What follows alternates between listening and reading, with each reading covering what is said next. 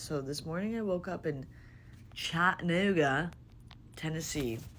I'm in the middle of a cross-country move, and I've intentionally not been telling you guys where I'm going. But it's out. The secret's out. It's Chattanooga. I'm coming here to visit, to sign a lease this week. And then I'm going back to Colorado, where I'm from.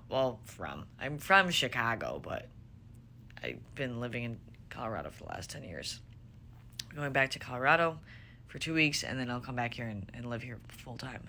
But I want to talk about something that most people don't talk about, which is the neuroscience of grief. And this is going to be such a vulnerable video. This is not meant for new people. This is probably meant for people who are following my page already.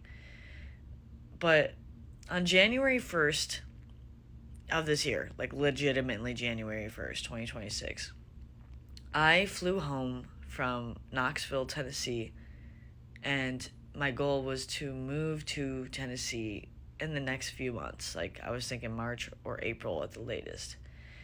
And the plan was to move to Knoxville to be with somebody that I was dating. And long story short, it did not end up working out. Like, we broke up, and I didn't know what to do with myself because I literally had mentally rearranged my entire life around the idea of moving to Tennessee and being with this person and like getting married and starting a family. And because I'm so good at visualizing the future, there was so many aspects of my life that I visualized about being out here in Tennessee. Like, I thought, like, this is it. This is my life. And so when I got back to Colorado and that ended up not being the case, I was like, I literally don't know what to do with myself. And so let me talk about the grief, like the neuroscience of grief and like what that actually is.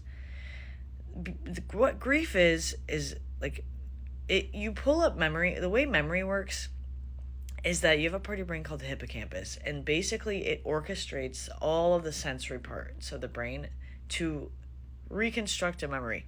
When you remember something, you are reconstructing the memory every single time you remember it. Like, you are essentially remembering it differently every single time.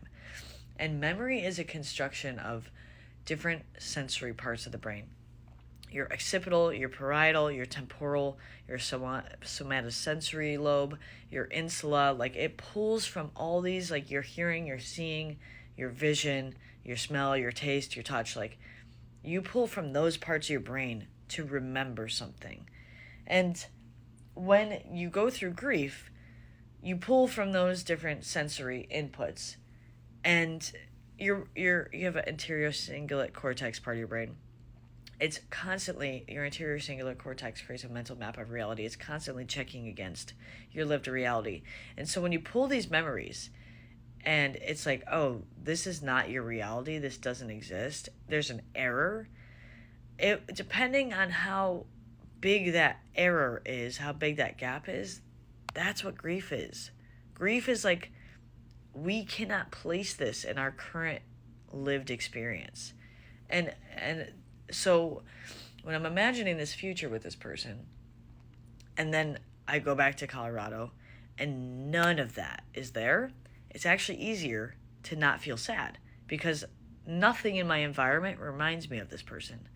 But when I drove into Chattanooga yesterday, Tennessee, like, there's a familiar clue, like, Tennessee looks similar across the state.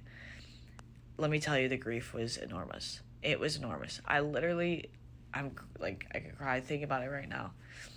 I literally, like, just started crying so hard when I was in the car because, like, the way the trees look and all the Tennessee license plates and the Buc-ee's and, like, all these things just reminded me of this person. And I was like, fuck. Like, can I even move here? Has this person ruined this state for me? And I'm like, obviously not. Obviously, I'm not going to let one individual ruin an entire state for me.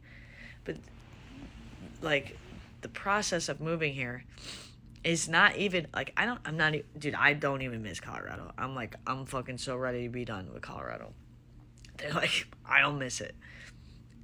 But this person is who I miss the most, because I imagined a future with them, and everything about this place reminds me of them. And eventually that won't be the case. But, like, working through the grief, which is another video I'll make, is incredibly difficult.